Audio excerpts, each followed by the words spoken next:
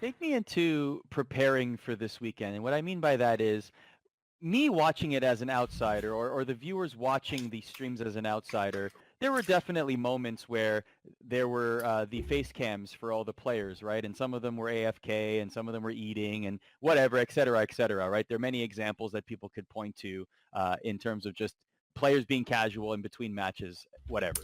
I'm just wondering, like, did you as a coach instill any sort of routine or anything to sort of get your players in the mindset that, yeah, even though we are in a different location, even though that this is very comfortable and familiar to you, this is still a tournament. So we have to put things in place to put you into that mindset. Was there any consideration into things like that going into the weekend?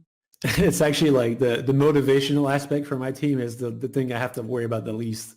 These guys love winning and they love competing. Like if anything, where I needed to come in was to really try and get these guys to practice at the same level where they want to compete in an event.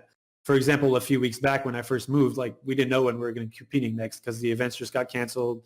All the online stuff was kind of being worked on behind the scenes. So we had no idea when we were competing next. And that was probably the hardest time as a coach, is to try and motivate my players to show up every day and really be into it and not just play for the sake of playing, because that's just kind of what they do. But yeah, no, at all, dude. Like they all understand that this is tournament mode, and they're all communicating, and they're all kind of hyped. Even their daily schedule from a tournament standpoint. They got up earlier today. They got some good food in them. They did what they needed to do to prime their bodies in the best position possible to be able to compete at the level that they're all capable of. So yeah, no, absolutely nothing on my end that need to be done.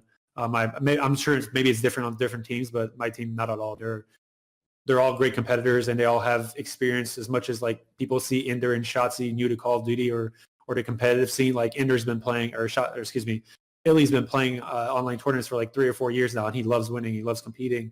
Same thing with Ant. He's been playing Halo Shotzi's been playing Halo for a couple of years. So all these guys know what they're doing, man. Like it's getting these guys motivated is definitely not one of my problems. So you joined this team, like you said, mid-season, right? Yeah. So when you began to prepare to coach this team, take me into that. Like, what did you look at? What were your philosophies going into? Because this is a great mix of established championship caliber players and young players. So how did you parse all of that? Yeah, it's interesting. I think like it's funny to say, but my role probably would have been bigger on the team if I joined at the very start. From a standpoint of Crim and Clay did a lot with these guys before I got on. So they've already been through playing 1 or 2 events. They already scrimmed a million times. They were a very strong team early in the season when everything was online.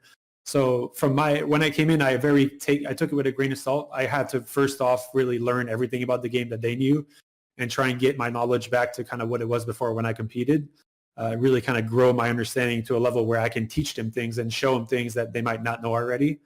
But they've done a really good job of adapting to the meta and really understanding everything they needed to do around the map to compete at the highest level. And that's why they've been a very strong team since the start of the year. But yeah, no, for me, ever since I joined, it's been mostly about finding ways to incorporate discussions. So like, instead of being really in a position where I'm going to tell them to do this, it's more like, hey, have you guys thought about maybe trying this out? This has happened here. Have we thought about what the inclusion of this strategy could be, and so on and so forth? And just really making sure that the smaller things that you really need to compete at a highest level are there at all times, like small talk when you communicate. Like a lot of people that come from the outside think communicating is simply saying where a player is on the map when you see him. But most of the important communication is what you're going to be doing and what you're trying to accomplish when you have a certain life or a certain route to take. And that's kind of the small things that I really try to inform the players that they're doing or not doing when we practice and in tournaments. So yeah, no, it's my involvement again has not been as much as I thought it was going to be from a coaching standpoint, because I knew that I was going to be doing this role basically when the season started, but I had visa stuff to deal with. So yeah, it's really come from a point where I came in. My role has been a lot different than I thought, but again, I feel like my role is doing what it needs to do. If ever I feel like things need to change a little bit on that front, and I need to come in and be a little more assertive about certain things that we're not doing right, then I'll do it.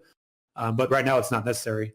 And again, I'll have to judge it whenever things happen to see if those things need to change or not. But right now, it's doing well.